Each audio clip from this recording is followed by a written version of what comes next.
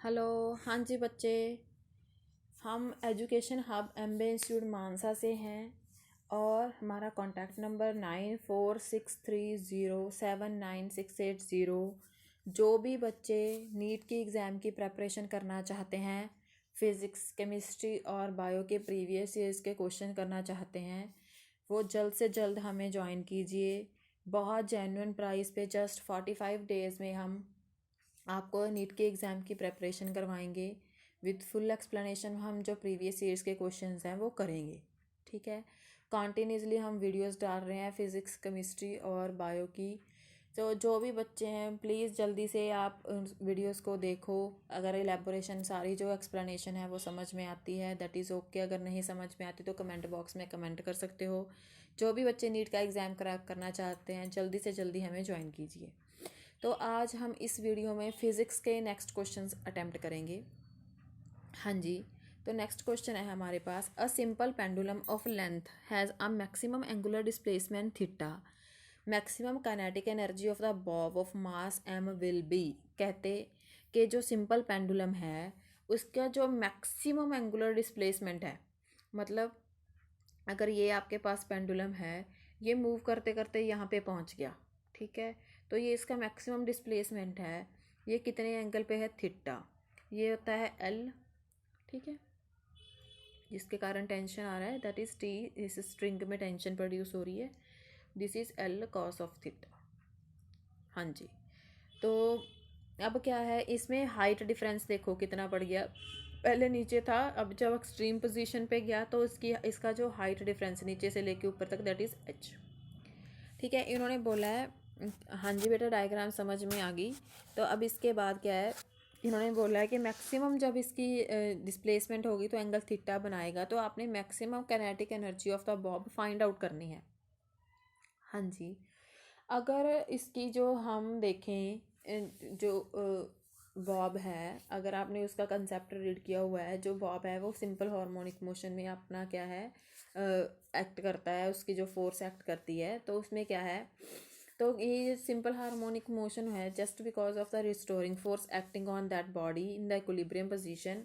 ठीक है, तो इसका मतलब क्या है, जो फोर्स है इसमें वो क्या है, पोटेंशियल एनर्जी। ठीक है, इसमें क्या है, जो इसमें फोर्स एक्ट हो रही है that is the potential energy. ठीक है, जब बॉडी मोशन में होती है तो आपको पता है उसमें क्या होती है, काइनेटिक एनर्जी। ठीक है, जैसे ये बॉब है, पहले स्टैंडिंग पोजीशन में था, रेस्ट पे था, तो पोटेंशियल एनर्जी थी, मूव करना स्टार्ट कर गया तो क्या हो गई, काइनेटिक एनर्जी कन्वर्ट होगी। तो इन दैट केस जो बेसिकली जो दोनों एनर्जीज आपस में कन्वर्ट हो रही हैं, इंटर कन्वर्ट हो रही है ना, पोटेंशियल एनर्जी काइनेटिक में चेंज हो रही है, तो उसका मतलब क्या है, जो पोटेंशियल एनर्जी है वो किसके इक्वल हो गई, काइनेटिक एनर्जी के। ठीक है, पोटेंशियल एनर्जी का फॉर्मूला आपको पता है दैट इज mgh। ठीक है, ये आपने 9th क्लास में 10th क्लास में किया हुआ है, mgh होता है इसका फॉर्मूला। अब देखो mg जो अपने पास h थी उस डायग्राम में, उसकी वैल्यू क्या आएगी। हाँ जी, इसको नोट कर लो बेटा, मैं वो आपको करवाती हूँ, उसको h की वैल्यू कैसे कैलकुलेट करनी है। तो यहाँ पे क्या है, जैसे ये बॉब है, ये मूव करते हुए यहाँ तक पहुँच गया, तो ये एंगल बन गया थीटा, इसमें टेंशन आ गई टी। ठीक है, ऊपर को टेंशन होगी, और ये क्या है, इसकी लेंथ हमने मान ली एल, ये कहा था एल कॉस ऑफ थीटा। तो जो इतना जो डिस्प्लेसमेंट आई, इसकी हाइट में चेंज आया दैट इज़ एच। ठीक है, अब हमने किसकी वैल्यू निकालनी है, एच की वैल्यू ही निकालनी है ना। तो वो कैसे आएगी, height, this is the height, ये हाइट निकालनी है आपने। तो अगर आप देखो, जो ये सारी स्ट्रिंग थी यही मूव करके यहाँ पे इस पोजीशन पे पहुँची है, दैट मीन्स इस सारे की लेंथ क्या है, एल ही है, क्योंकि इसको मैंने एल कंसीडर किया हुआ है, ये सारी एल है, मैंने एच की वैल्यू निकालनी है, तो क्या होगी, L minus L cos of theta. ठीक है, जो पीछे एक्सप्रेशन किया था अब उसमें वो पुट कर दो, तो क्या बन गया, M G L minus L cos of theta, M G L, L common ले लिया, 1 माइनस कॉस ऑफ थीटा। ठीक है, so this is your answer A. Next question, a circular disc is rotating with angular velocity omega, if a man is standing at the edge of the disc, walks towards its center, then the angular velocity of the disc, कहते एक circular disc है, वो अपनी angular velocity omega से rotate कर रही है, ठीक है, इतनी उसकी वेलोसिटी क्या है, ओमेगा है, ये उसका आर मान लिया, ठीक है।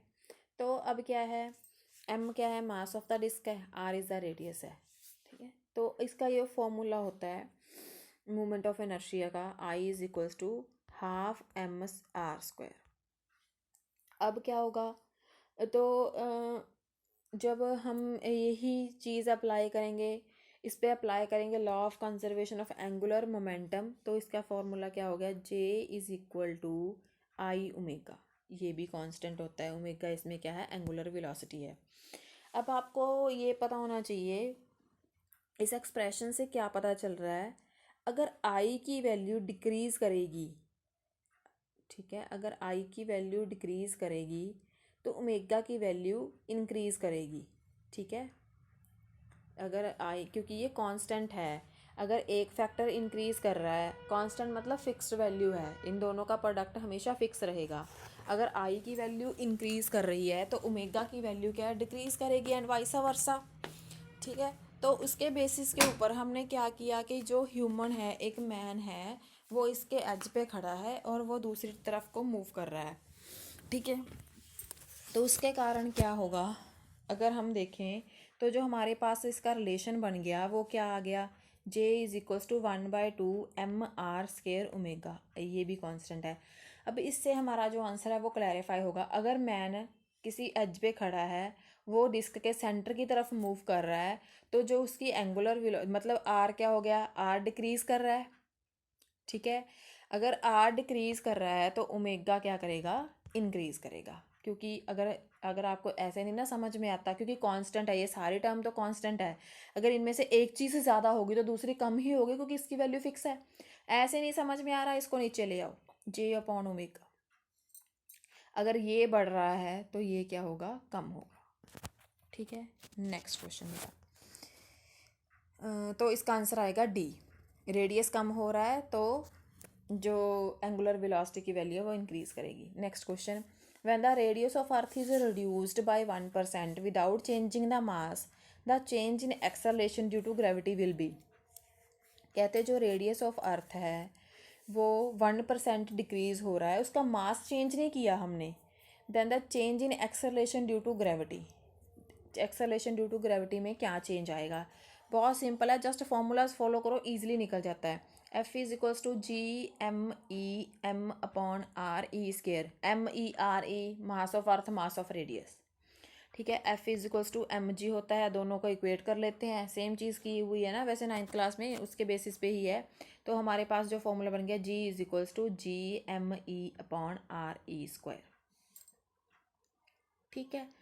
अब देखो इसमें क्या हुआ है, एक में इन्होंने क्या बोला है कि परसेंटेज इतनी डिक्रीज होगी, मान लो पहले वाली सेपरेट कंसीडर कर लो, फिर उसको 1% डिक्रीज करके उसको कंसीडर कर लो, दोनों की रेशो निकाल लो, तो आपके पास सॉल्व हो जाएगा। हाँ जी, कैसे होगा, देखो जो ये जी है that is inversely proportional to R, ठीक है, दैट मीन्स अगर मैं G1/G2 लेती हूँ तो क्या आएगा, R2/R1 का होल स्क्वायर, ठीक है। तो इन्होंने क्या बोला है कि 1% डिक्रीज हो गई, ठीक है, यही बोला है इन्होंने कि जो उसका रेडियस है वो 1% डिक्रीज हो गया। 1% डिक्रीज होने का मतलब क्या होता है कि अगर टोटल 100% था, उसमें 1% डिक्रीज हो गया तो कितना रह गया, 99% रह गया। 99% को कैसे लिख सकते हैं, 0.99 आर अपॉन आर, आर से आर कैंसल, तो इसका स्क्वायर कर दो, आपके पास इसकी वैल्यू क्या आ जाएगी, यहाँ पे क्या था, G1/G2, तो क्या आ गया आपके पास, G2 is equal to 1 solve करके देख लेना, 1.02 G1, ठीक है। तो हमने क्या निकालना क्या था कि कितना एक्सेलरेशन ड्यू टू ग्रेविटी में चेंज आएगा, चेंज मतलब जो पहले थी, ठीक है, उसको इसमें से सब्ट्रैक्ट कर दो, तो आपके पास जो आंसर आएगा that is 2% of G1, so your answer is ए।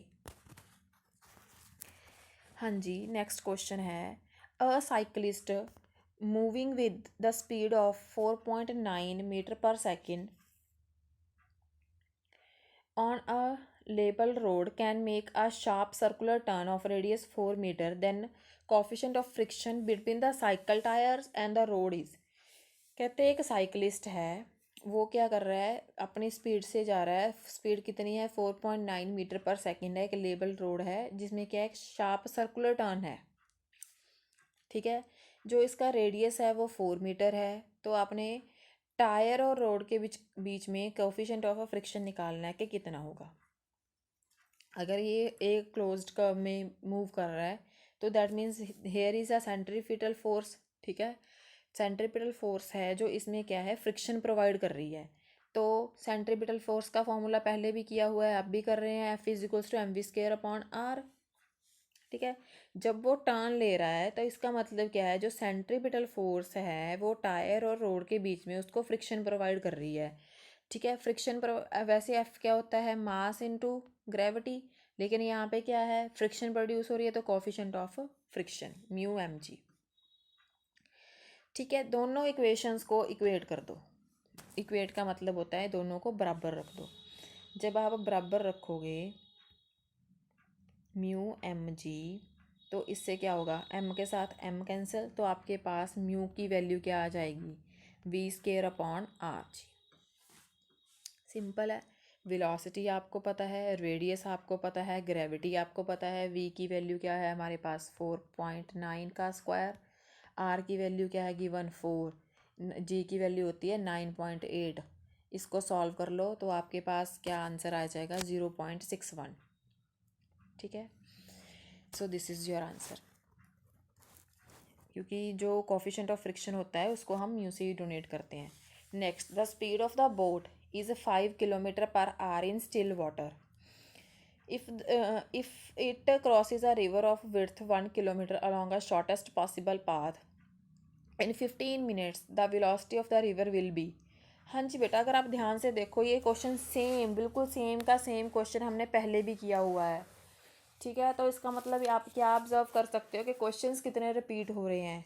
ये तो स्टिल मेरे माइंड में है, बहुत से क्वेश्चंस पहले भी रिपीट हुए हैं। दैट मीन्स जो मैक्सिमम क्वेश्चंस है वो रिपीट होते हैं। बिल्कुल सेम क्वेश्चन, सेम स्टेटमेंट हमने ऑलरेडी कर रखा है। हाँ जी, तो इसमें क्या होता है, कहते हैं कि speed of boat 5 kilometre per hour है स्टिल वाटर में। तो उसको क्या है, 1 किलोमीटर वाइड एक रोड रिवर है, उसको क्रॉस करना है विद द शॉर्टेस्ट पाथ। वो 15 मिनट में क्रॉस कर लेती है, तो आपने उसकी वेलोसिटी निकालनी है। हाँ जी, तो क्या था, जैसे ये रिवर है, ये बोट की वेलोसिटी है, ठीक है। ये क्या आ गया, हाँ जी। अब क्या है, शॉर्टेस्ट पाथ में वो ये इसकी विड्थ क्या है, 1 किलोमीटर। अब आपको क्या पता है कि वो शॉर्टेस्ट पाथ के थ्रू जो रोड को बोट को सॉरी रिवर को क्रॉस करने के लिए कितना टाइम लेती है, 15 मिनट्स, ठीक है। तो 60 मिनट्स मिलके क्या बनाते हैं, 1 आवर। तो 15 मिनट्स में कितने आवर्स हो गए, 1/4 आवर्स, ठीक है। तो अभी हमने क्या निकालनी है, वेलोसिटी। तो वेलोसिटी की आ गई डिस्टेंस अपॉन टाइम। डिस्टेंस कितना है, चौड़ाई कितनी है उसकी, 1 अपॉन 1/4। हमने यहाँ पे आवर्स में चेंज क्यों किया था, क्योंकि हमें डिस्टेंस किलोमीटर्स में गिवन है। तो इसका क्या आ गया, 4 किलोमीटर पर आवर, ठीक है। अब नेक्स्ट इन्होंने हमें क्या मतलब पूछा, क्या बताया है, जो स्पीड ऑफ द वाटर है with respect to still water, ठीक है। तो वो क्या दी हुई है, 5 किलोमीटर पर आवर। देखो जो डायग्राम थी उसके अकॉर्डिंगली वी आर की वैल्यू 5 किलोमीटर पर आवर है, ठीक है। वेलोसिटी हमने निकाल ली, तो जो जो परपेंडिकुलर वाला था ना वी बी, वो हमने निकालना है। That is 5 square minus 4 square, that is 3 kilometre per hour. ये सी योर आंसर, ठीक है। D option is correct answer. Next question, assuming that about 200 mega electron volt energy is released on fusion of uranium 92 nuclei, what would be the mass of uranium 235 consumed per day in a fission of the reactor of power 1 megawatt approximately। इन्होंने क्या बोला है, पहले तो question को समझ लो। ये कहते कि हमने अज्यूम कर लिया 200 मेगा इलेक्ट्रॉन वोल्ट एन, हाँ जी, जब क्या है यूरेनियम न्यूक्लियस है वो उसका फ्यूजन होता है, मतलब वो रेडिएशन एमिट करता है, तो वो कितनी एनर्जी रिलीज़ कर रहा है, 200 मेगा इलेक्ट्रॉन वोल्ट। ठीक है। तो इन्होंने कहा है what would be the mass of uranium 235 consumed per day in the fusion reaction of, हाँ जी, आपके पास एक पावर प्लांट लगा हुआ है, लगा लो, रिएक्टर है 1 मेगावाट का, तो उसमें ये मतलब पर डे में कितनी एनर्जी रिलीज़ करेगा, what would be the mass, mass कितना कंज्यूम होगा इसका, हमने वो निकालना है। हाँ जी। तो इसके लिए हमें सबसे पहले तो आपके पास जैसे ये दिया हुआ है इनके कन्वर्जन्स, ठीक है, MEV मतलब 10⁻⁶ लग जाएगा सभी के साथ, तो एनर्जी रिलीज्ड पर डे, ठीक है, तो वो कितनी आएगी, अगर हम पर डे में देखें तो 10⁻⁶ उसका मेगा का। अब 24 घंटे होते हैं, 24 घंटे में 60 मिनट्स होते हैं, 60 सेकेंड्स होते हैं, इसको सॉल्व कर लो। जब आप इसको सॉल्व करोगे क्या बन गया, 864 इंटू 10⁻⁶ जाउल्स। इसको आप ऐसे भी लिख सकते हो 864 इंटू 10⁻⁸ जाउल्स, कोई फ़र्क नहीं पड़ता। ठीक है। अब इन्होंने ये होती है नॉर्मली भी इतनी एनर्जी रिलीज़ होती है पर डे। अब यूरेनियम 235 है, ठीक है, वो कितनी एनर्जी रिलीज़ कर रहा है, 200। ठीक है। जो यूरेनियम 235 है, जो यूरेनियम 235 है वो कितनी एनर्जी रिलीज़ कर रहा है, इन्होंने बताया हुआ 200 मेगा इलेक्ट्रॉन वोल्ट। तो AMU में अगर हम कन्वर्ट करें तो वो क्या होता है, 1/12 part of the mass of the carbon. ठीक है। तो इसकी 1 AMU किसके बराबर होगा, 1.66 इंटू 10⁻⁻⁻27 kg। ठीक है। तो अगर ये हमने 235 AMU को कन्वर्ट करना है तो इससे मल्टीप्लाई कर दो। ठीक है। तो जो ये वाली टर्म होती है ना 1.6 इंटू 10⁻⁻19, ये क्या है, 1.6 इंटू 10⁻⁻19 किसके ऊपर चार्ज होता है, इलेक्ट्रॉन के ऊपर चार्ज होता है, तो हम इसको 1 इलेक्ट्रॉन वोल्ट भी बोल देते हैं। ठीक है। अब हमने जो क्या है रिलेशन है उसको यूज़ करना है। कैसे, कहते कि इन्होंने क्या बोला है, 200 mega electron volt energy is released पर फ्यूजन ऑफ यूरेनियम न्यूक्लियस। कितनी एनर्जी रिलीज हो रही है न्यूक्लियर फ्यूजन में, हमारे पास 200 मेगा इलेक्ट्रॉन वोल्ट। ठीक है। तो इलेक्ट्रॉन वोल्ट का मतलब मैंने अभी बताया 1 इंटू 10⁻⁶ 1.6 इंटू 10⁻⁻19 होता है, 200 वैसे ही। ठीक है। -9 मतलब ओवरऑल मैं आपको बता, इसको कैसे सॉल्व करना है, 200 को वैसे ही रखो, M का मतलब 10⁻⁶, इलेक्ट्रॉन वोल्ट का मतलब 1.6 इंटू 10⁻⁻19, ये ओवरऑल ये वो वाली चीज़ बन गई। तो इसका मतलब क्या हो गया, ये क्या हो गया, 200 इंटू 1.6 इंटू 10⁻⁻13। ठीक है। तो ये इतनी एनर्जी रिलीज़ करता है कौन, यूरेनियम 235। तो यूरेनियम 235 की जो ये एनर्जी है कितनी रिलीज़ हो रही है, ये तो वैसे हमने बोला, इन्होंने बोला है कि जो ये एनर्जी है अज्यूमिंग दैट इतनी एनर्जी रिलीज़ कर रहा है यूरेनियम 235। यूरेनियम 235 है तो उसके लिए स्पेसिफिकली क्या होगी, जो हमने कैलकुलेट की थी AMU में, 235 इंटू 1.6 इन 10⁻⁻27। ठीक है। इतनी एनर्जी रिलीज़ कर रहा है। तो कहते हैं कि जो हमने कैलकुलेशन की थी कि टोटल एनर्जी पर डे कितनी रिलीज़ होती है उसकी कैलकुलेशन करनी है। तो उसकी कैलकुलेशन कैसे करेंगे हम, देखो, इतनी एनर्जी रिलीज़ कर रहा है यूरेनियम 235।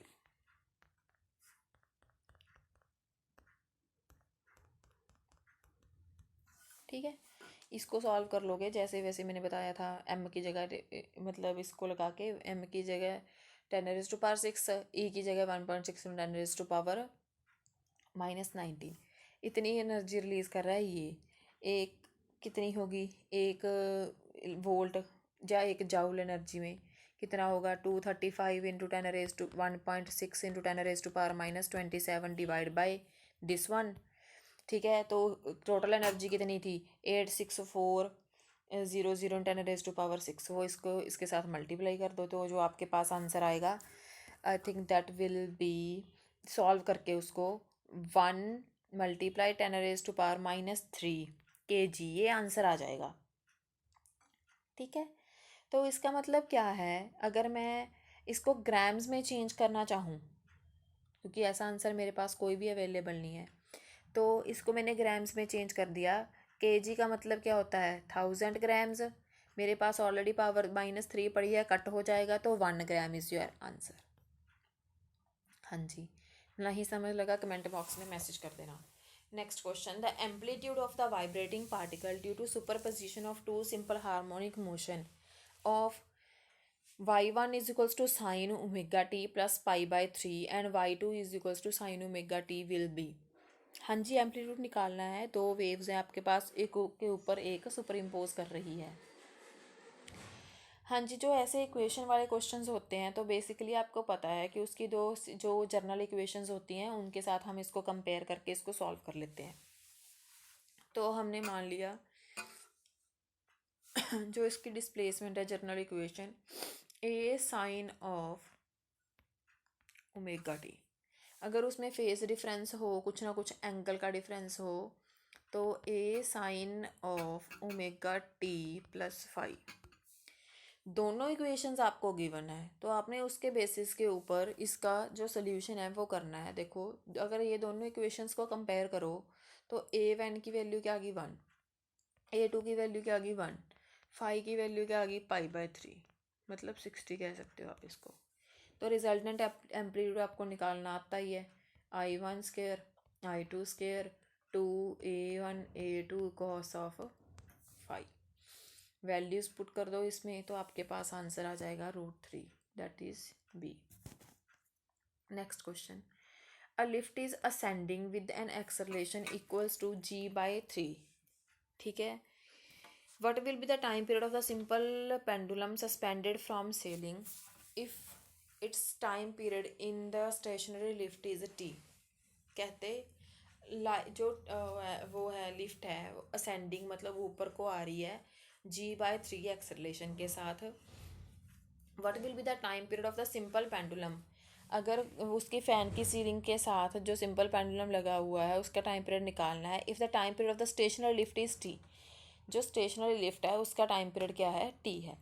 हाँ जी, जो पेंडुलम है उसके टाइम पीरियड का फॉर्मूला पता है, पीछे भी किया है, T is equals to 2πL/g।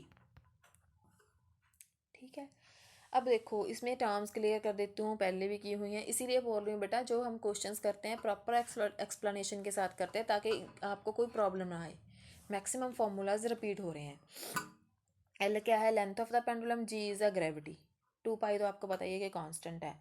ठीक है, तो अब इसमें क्या होगा, इफेक्टिव ग्रेविटी जब जो क्या उस पर क्या ग्रेविटी फोर्स क्या लगेगी जब जो लिफ्ट है वो अपवर्ड्स जा रही है, तो वो देख रही है हमने कितनी होगी, दैट इज़ g' मान लिया हमने, क्योंकि नॉर्मली g होती है, वो असेंडिंग मतलब ऊपर को जा रही है, तो क्या होगी g प्लस g/3। ठीक है, तो इसमें मतलब क्या हुआ, ये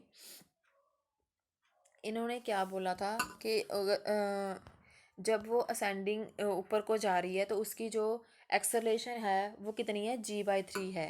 दैट मीन्स क्या है, वो उसको अपोज कर रही है, ऊपर को जा रही है, तो टोटल मतलब उसकी जो ग्रेविटी होगी ऊपर को जाने की दैट इज़ वो ज़्यादा होगी ना g/3, दैट इज़ इसको सॉल्व करके क्या आ गया 4/3। अब ये वाली वैल्यू को टाइम वाले फॉर्मूले में पुट कर दो। ठीक है, जी की वैल्यू इसीलिए ज़्यादा आई बेटा, तभी तो वो ऊपर को जा पा रही है, क्योंकि उस पर जो ग्रेविटी का इन्फ्लुएंस है वो नीचे से कम लग रहा है, ऊपर ज़्यादा है। ठीक है, तो इसमें फॉर्मूले में आपने पुट कर दिया, तो अब क्या होगा, आपके पास एक तो सिंपल इक्वेशन थी, ठीक है, नॉर्मल, दैट इज़ 2πL/g। ठीक है, तो इसमें जो नेक्स्ट था हमने t डैश की अभी वैल्यू निकाल ली है 2π L/4/3 दोनों को डिवाइड कर दो। जब आप दोनों को डिवाइड कर दोगे तो आप चेक करोगे जो दूसरे का टाइम पीरियड आया दैट इज़ √3/2t, पहले के टाइम पीरियड से √3/2 आ गया। So this is your answer. ठीक है, समझ गए। Next question is the ratio of energy required to rise a satellite to height h above the earth surface to that required to the put it into the orbit. हाँ जी, हमने ratio निकालनी है किसकी, सैटेलाइट को आपने earth surface से h height पर लेके जाना है, उसकी विद रिस्पेक्टिव टू उसी सैटेलाइट को आपने ऑर्बिट में डालना है। ठीक है, तो आपने इनकी दोनों की रेशो निकालनी है। अब अगर आपको पता हो, अगर हम किसी भी बॉडी को कैरी करते हैं, एक पॉइंट से दूसरे पॉइंट तक लेके जाते हैं, तो उसकी क्या होती है, उसके पास कौन सी एनर्जी होती है, पोटेंशियल एनर्जी। तो हम देखो जो अर्थ सरफेस से ऊपर लेके जा रहे हैं, यहाँ तक उसका रेडियस था r, हाइट तक h हाइट तक ले गए, तो हम कहाँ से उसको कहाँ लेके जा रहे हैं, r हाइट से r+h हाइट तक लेके जा रहे हैं।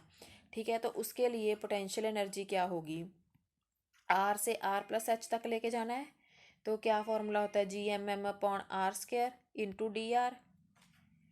ठीक है, तो अब इसका क्या करोगे, इंटीग्रेशन कर दोगे, करनी आती है जो विद रिस्पेक्ट टू आर करनी है। तो सिंपल सी बात है, इसको सॉल्व कैसे करते हैं, 1/r² है, तो इसको हम क्या लिख सकते हैं, -2dr। तो इंटीग्रेशन का फॉर्मूला क्या होता है, इसके पीछे इंटीग्रेशन लगी हुई है, -2+1/-1। ठीक है, तो इसको इसकी वैल्यू पुट कर दो, upper limit minus lower limit कर दो, तो आपके पास u की वैल्यू क्या आ जाएगी, mgr/h/r+h।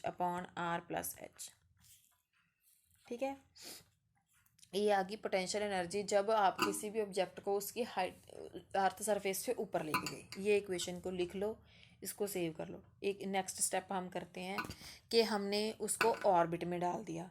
तो ऑर्बिट में डालने का क्या मतलब है, उसमें क्या होगा, बेसिकली एक तो वो रोटेट कर रहा है, सेकेंडली हमने उसको ऑर्बिट में डाल दिया। ठीक है, तो हमारे पास ये वाली वैल्यू है, जैसे फॉर्मूला है यहाँ पे। ठीक है, वेलोसिटी का Gr²r+h, क्योंकि हाइट भी तो बड़ी है ना, उसके ऊपर जाके वो ऑर्बिट में डला है, तो उसके पास क्या होगी, कुछ ना कुछ एनर्जी होगी। तो काइनेटिक एनर्जी का फॉर्मूला होता है ½mv²। ठीक है, तो v0 की वैल्यू है वो यहाँ से आप इसमें पुट कर दो, तो आपके पास क्या आ जाएगी, यहाँ पे काइनेटिक एनर्जी आ जाएगी। तो दोनों की रेशियो लो U/ke। ठीक है, इसको सॉल्व करके आ जाएगा 2h/r। ठीक है, this is the ratio. So your answer is B.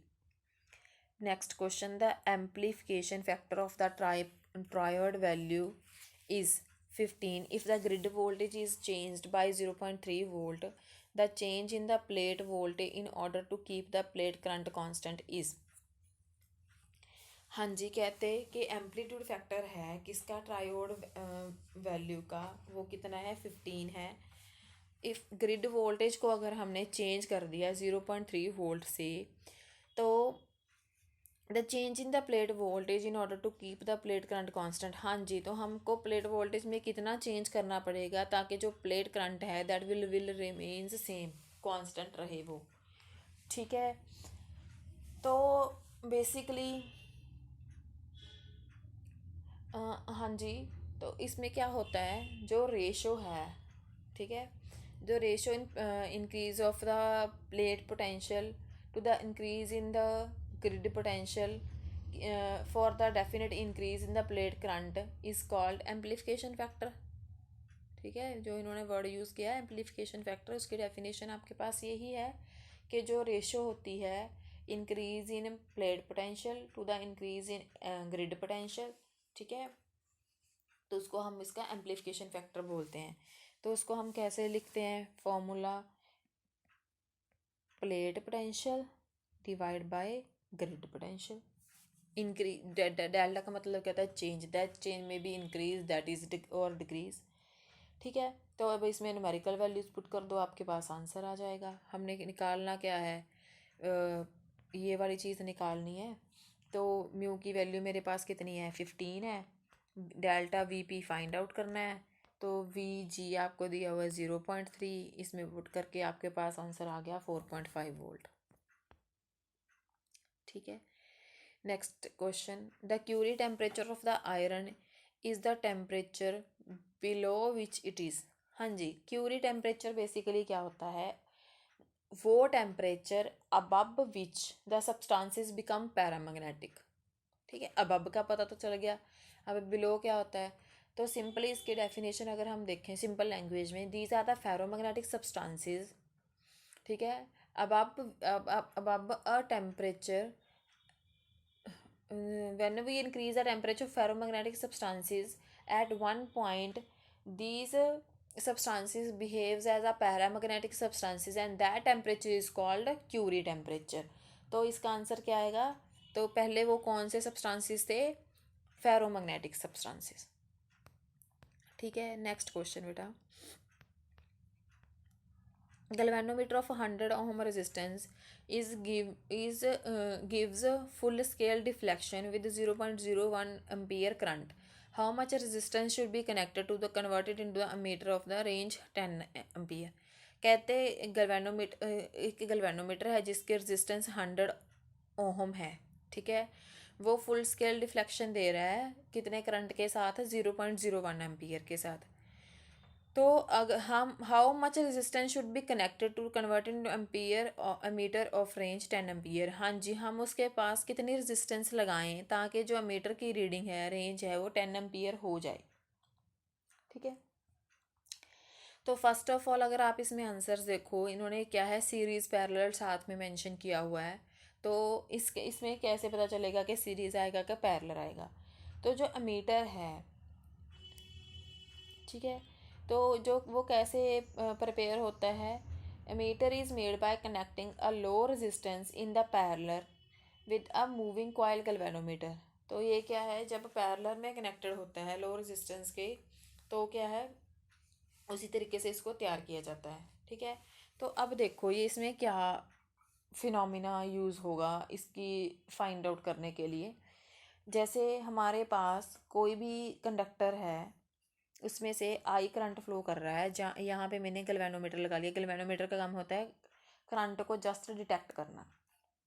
तो यहाँ से जो करंट इसमें जाएगा that is I G, galvanometer current बोलेंगे उसको।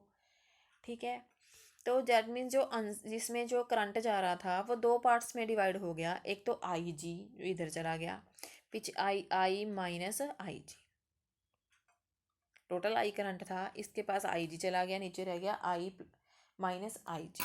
ठीक है, यहाँ पे कोई भी हमारे पास शंट लगा हुआ है, तो बाहर निकल गया वो था आई। तो ये सारा एमीटर है। ठीक है, तो हुन तो अब हमने जी और एस के क्रॉस क्या निकालना है, पोटेंशियल डिफरेंस निकालना है। तो कैसे निकलेगा potential difference, V is equals to I R. तो गैल्वेनोमीटर के अकॉर्डिंग अगेंस्ट निकालो पहले।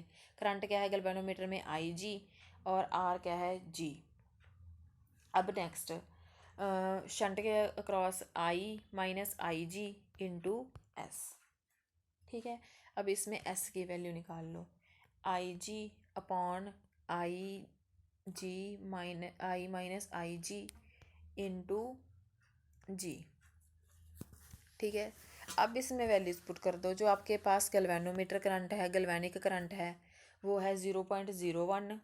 ठीक है, जो आपके पास टोटल करंट है जो हमने फाइंड आउट कर 10 minus I G again that is 0.01, और इन्होंने साथ में बोला है गैल्वेनोमीटर रेजिस्टेंस दैट इज़ 100। इसको सॉल्व करके आपके पास आंसर आ जाएगा 0.1 ओहम, बट इन पैरेलल, क्योंकि दोनों आंसर्स हैं, सीरीज वाला भी है पैरेलल वाला भी है, तो इसका आंसर क्या आएगा, पैरेलल। हाँ जी, next question, in a given figure the capacitors C1 C3 C4 and C5 has capacitance of 4 mu farad each. If the capacitor C2 has capacitance of 10, जो C2 है वो क्या है, उसकी जो कैपेसिटेंस है वो 10 फेरेड है, म्यू फेरेड है, then the effective capacitance between A and B ये बताना है। इन्होंने क्या बोला है, जो C1 है, C3 है, C4 है और C5 है, उनकी जो कैपेसिटी है इतनी है और C2 की इतनी है, तो आपने इफेक्टिव बतानी है कि कितनी होगी। हाँ जी, अगर ये डायग्राम आपको थोड़ा सा कंफ्यूज कर रही है तो आप इसको ऐसे बना सकते हो। जैसे ये ए है,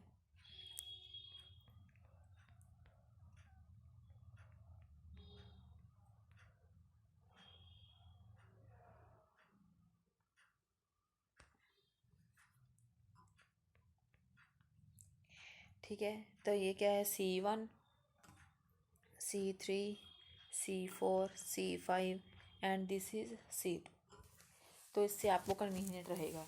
अब जो C1 है और C2 है, दीज आर इन सीरीज, इसको सॉल्व कर लो। ठीक है, सीरीज का कैपेसिटेंस का होता है 1/C1 1/C4। ऐसे ही इसको सॉल्व कर लिया वैल्यूज पुट करके, तो इसमें क्या आ गया, 2 म्यू फैरड आ गया।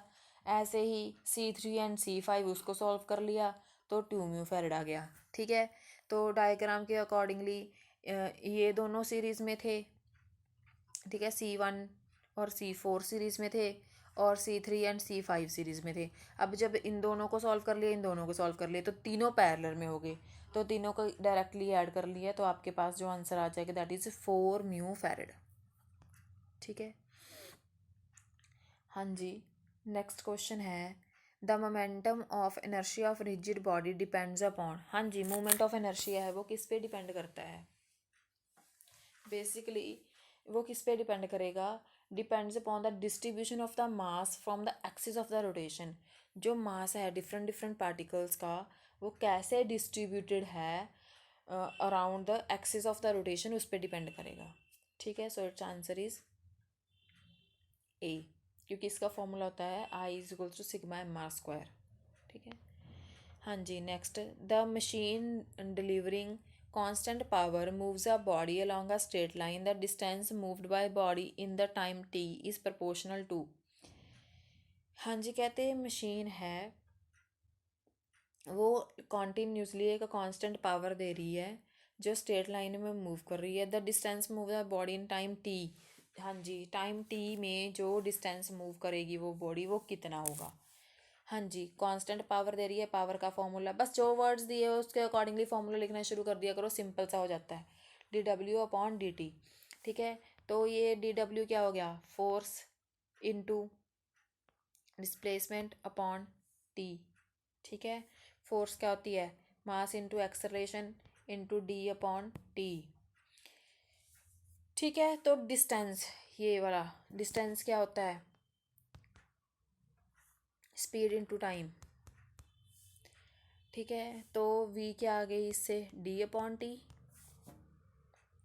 ठीक है, तो आगे अगर यही हम एक्सेलरेशन देखें v/t, तो ये सारी वैल्यूज़ जो भी हमारे पास आई पावर के फॉर्मूले में पुट कर दो।